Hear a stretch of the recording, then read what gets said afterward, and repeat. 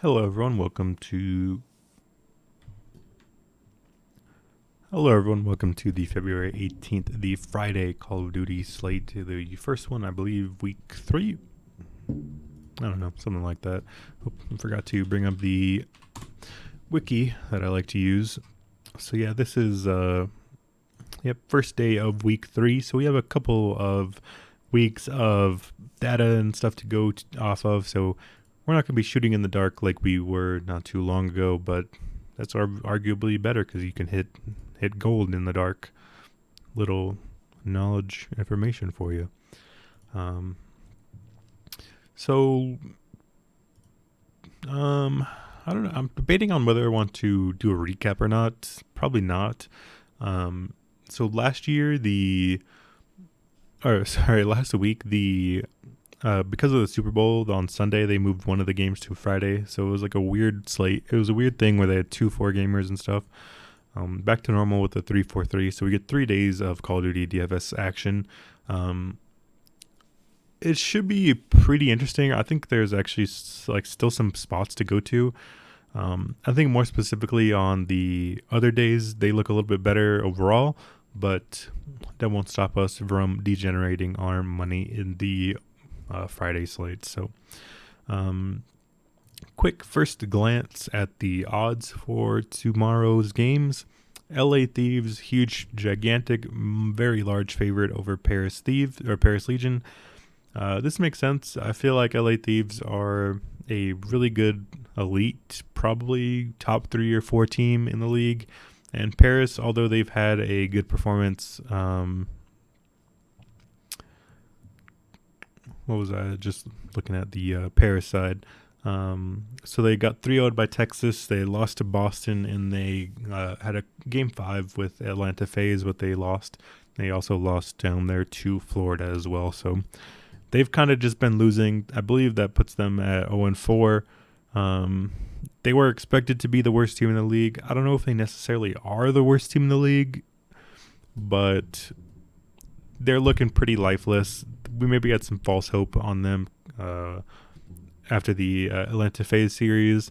I will say I don't think they've lost to necessarily bad teams. I'll take that back. They have lost to Florida, who I think is really bad, and that's tough. Paris just looks so lifeless, and the skill discrepancy is just so large. I feel like the LA Thieves they've kind of had 2 arguably bad performances here. I feel like New York is probably the worst team in the league, actually, and then Florida is not that far away from them. So I feel like LA Thieves should be getting a 3-0 here versus New York and Florida. But they got the job done at least. And then they had the series with FaZe. They lost 3-1, but it was actually pretty close. So I'm not too concerned about that. Not a lot to talk about. I think Thieves are going to be super popular. Let's look at their pricing. They're not cheap by any means. I think Kenny Andraza will be popular for sure. They're cheap. They have a lot of kill upside, a lot of sweep equity, which is pretty important, I think, looking at this slate. All those things. So, not a lot to really talk about there. I'm sorry, I already forgot what I was saying, but, I expect LA Thieves 3-0, maybe 3-1, but I think they're going to outslay them pretty hard. They're going to be super popular, going to be needing them in pretty much all of your lineups. If you fade them, I think you'll be contrarian and super unique that way. So I don't necessarily hate it, but I think they're probably going to be necessary, and they're going to be a pretty stable part of winning lineups. I think they're going to win 3-0, maybe 3-0, 3-1, but either way, they should be pretty good, popular. We'll talk about individual players towards the end. Atlanta FaZe, Minnesota Rocker. So this is actually a pretty interesting series. You may look at the price: Atlanta FaZe minus 385, Minnesota plus 255. I don't know. It's do I really want to get baited into this again? I've been against FaZe a few times now, and FaZe have obviously won all their series. I was on them versus Paris, ironically. So I was on them when they did their worst performance, then I was against them when they did their two best performances. I don't know. It just feels like they're being priced like they're untouchable still, and I don't think they quite are. So that's kind of like all my point is there. Like I feel like Call of Duty is like this game, Call of Duty Vanguard at least, is like inherently pretty random. Like the time to kill is so low. Random spawns are happening so often. Like there's just so much like variance, I feel like, within the games even, that it's, I don't know, it just feels like it kind of lends itself more towards randomness and the underdog sides overall. That's kind of like the antithesis of my point there with FaZe. Like they just haven't looked unstoppable really. They've looked good. I mean, they beat LA Thieves, Boston, which are two decent teams, no doubt about that. But I think the point still stands that they haven't been untouchable. The Minnesota side, it's kind of tough to gauge where this team is. Like I was on them against London, and London kind of made them look silly. But I think the point still stands from like when I picked Minnesota over London, I still feel like my points are still valid there. Like they had a really close series with Seattle and they got the job done over Optic. Although Optic was kind of like reeling at the time, they looked pretty bad. I don't know. I just feel like the gap between these teams is not that wide. I feel like FaZe are the deserved favorite. I think it should be FaZe minus like 230, 250-ish. Not minus 385. That feels a little crazy to me. So that's kind of why I'm just going to lean with the Minnesota side. You're still not necessarily getting great prices on the Minnesota players. Like the FaZe guys are probably the better side. Like Minnesota's not that cheap. We'll talk about players again at the end. But Standy is not even that cheap.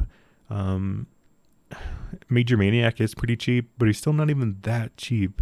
So I don't know. I don't like this series like as a whole. I have a feeling it's going to be closer, and I don't really like the price tags on either side. But if I'm going to put out a lean right now, I'm actually kind of leaning with the Minnesota side. I just feel like this is a lot closer maybe than it looks. All the points still stand from what I said about Minnesota last time I talked about them. They have kind of like a pedigree about them that it's just kind of hard to ignore. I don't know. They had like really strong performances last year, and although like their individual players aren't that crazy, like the fact that they were like competing for titles and stuff was pretty impressive. And and they haven't changed anything on their roster. I just feel like they just have like more to them than kind of like meets the eye. I just feel like the upside that they possess is more, I don't know, underlying, I guess. I don't know how to put it, but I just feel like this is low key closer than it's like priced and looks like. So, maybe I'm crazy, but I just feel like they are a decent underdog spot here. So that's kind of where I'm leaning. We'll talk about players later, but Standy, Major Maniac, I feel like they're good leverage spots here. And then I guess one thing with the underdog side here is sweeps do matter a lot. Like if your players get swept, then your lineup is like done for. You need players to at least play that fourth map. And I feel like we could see enough from Minnesota to at least get to that fourth map, that second hard point. And at that point, like if the winning team wins 3-1 and the losing team loses 1-3, the score does not matter. At that point, all it comes down to is the players and how they individually performed. Because there's no sweep bonus, there's no hard point not played bonus, there's no bonuses that make a difference. The winning team and the losing team get the same bonuses, if it goes to a fourth game at least. So then it comes down to team kill death ratio. That, I mean, it obviously should lean to the FaZe side, but I feel like Minnesota, like they can make it scrappy and have good point. They can have good scores, especially Standy, maybe somebody like Major Maniac, and they can do enough to like pay off that underdog price. And I feel like that's what you need, because I feel like this is going to be a pretty favor heavy slate. I feel like people are going to be all over LA Thieves, or they should be, and Atlanta's not necessarily like cheap. Like maybe people will get 2 RCDs, but like Atlanta's pretty expensive. So I like fading Atlanta, going with the Minnesota side. I feel like they could even get there and the series lost, but although that's not what you're hoping for, obviously. So the third series, the Toronto Texas line. I feel like this line has actually been moving in favor of the Optic Texas side, which is pretty surprising to me. Although we did see them kind of have a return to form in the last week. It was just a 3-0 over Paris. And Paris, obviously, as I said earlier, probably like one of the bottom 2 teams in the league. They just seem to be on another level, but not in a good way. Like maybe I feel like I feel like it's kind of overcorrecting here a little bit. Like they obviously looked really bad in the first week. They lost to London and Minnesota, although those teams are still looking decent. So those aren't the worst losses. Like it's like, yeah, they got the sweep over Paris, but are they like back? Are they as good as they were anticipated to be? Like I don't know. I feel like this is kind of a let's pump the brakes a little bit with the Texas team. All they've shown is a win over Paris, and that's enough to get a a respectable price. Like plus 150 against Toronto is pretty crazy. Like if I'm honest. Again, on the Toronto side, they've 3-0'd LAG in Florida, and I should say that this LAG or this Toronto Florida series, they had to use a stand-in because I believe Cammy was sick. I don't know. I don't think it was COVID related, but one of the Toronto players was sick. So they had to use a stand-in, and they still won 3-0. They 3-0'd LAG as well. Like Toronto's only loss is to the other best team in the league, Seattle, and that was a close Game 5 series. Like everything points towards Toronto being like a pretty sizable favorite here, and they're just not getting priced the same, priced like that. It feels like this is like a close game in the odds market, and I just don't feel like that. I feel like Toronto should be like a little bit more of a favorite here. So I like the Toronto side. Again, not a lot to love really on the price. Kleenex is pretty underpriced. I believe he's been their best player this year. So now that we have all 3 of our teams, we can look at the player stats. Actually clicked this right on the first time for once. So I guess we have 2 weeks of information. We don't need to put in the preseason tournament. We go with Toronto, Minnesota, and who is the first team? LA Thieves. So we have Envoy, Insight, Standy. Those are the only 3 positive kill-death ratio players. As you guys see, Hixie. This was the substitute for Cammy. That's why you see that there. So if we were to look and compare, so we look Toronto, LA Thieves, Minnesota. The highest kill-death ratios, Envoy, Standy, Insight. Envoy, Insight. Standy's down here, so he seems pretty decent. Then we have like Attach is actually doing pretty well. Octane, Cammy, Kenny, Kleenex, Mike, Priest of Bance. Like I feel like almost all of these teams have pretty even kill distributions, so it's gonna be tough to guess who does well. That's probably gonna be like my biggest problem, at least, is trying to figure out and pinpoint who you want to use. I feel like from the we can look at this more in a team by team basis. That might make it a little bit easier to break it down. So LA Thieves so far, it's been Envoy, and then all 3, the rest of them are pretty close. It looks like Envoy and Octane end up getting the most hill time, and that stuff does add up. Maybe that's why they're a little bit more expensive there on the price side.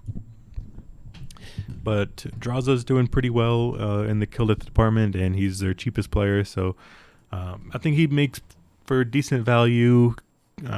Kenny might be the odd one out, but again, we've seen his upside. He had a huge, I believe, second game.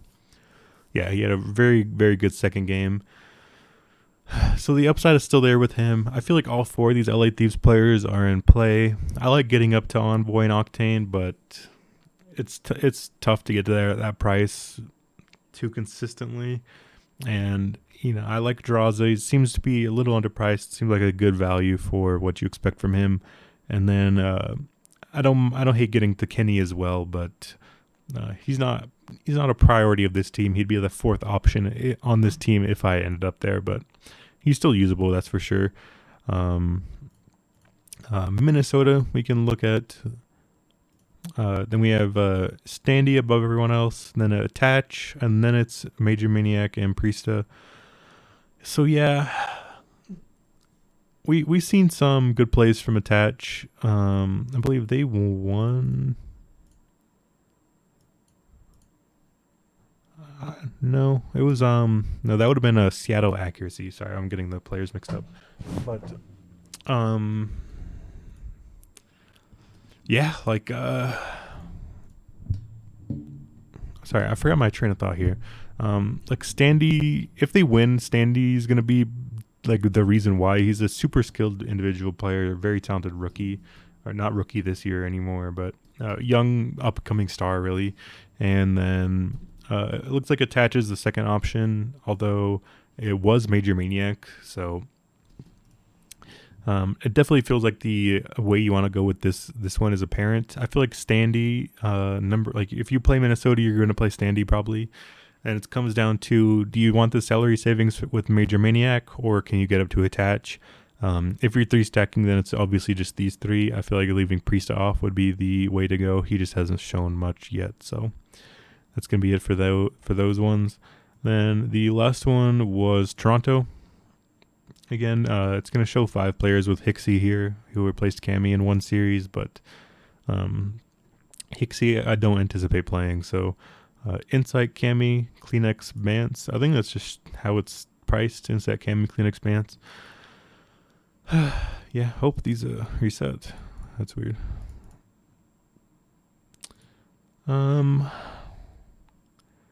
Yeah, I mean, I feel like Kleenex is pretty underpriced. He makes sense. I don't know. Bance has had some bad games. I don't know. It's kind of tough to convince you guys of Bance here. I feel like Kleenex is underpriced. Draws is underpriced. Maybe you need to go down to like the low end Minnesota players, but this is a super, super tough construction. It feels like everyone is pretty expensive, all things considered. Like all the players you want to get to, like Envoy, Insight, Cammy, Octane, they're all so pricey. Even Standy as the underdog, 8,800. That's a tough price to pay. So I'm gonna have to tinker with construction a little bit, but it's just a 3-gamer, not really a lot to talk about and break down. So I don't want to waste too much of your guys' time. So that's where I'm leaning. Those are the players I like. I don't know how roster construction and like what I'm gonna do. It's gonna be tough. Personally, just because of like all those things I've just listed. So I'm not sure how I'm gonna end up building, but that's where I'm gonna make my stand on the day, is with the Minnesota team over Atlanta. I just feel like that's actually gonna be like a lot closer than it looks like, and hopefully it goes our way. So that's pretty much where I'm leaning, and best luck to you guys. We should have a more interesting slate tomorrow, so hopefully we can make some money tonight and have it and blow it all tomorrow. So that's going to be the plan. So thank you guys for tuning in, and I will see you guys tomorrow for more Call of Duty.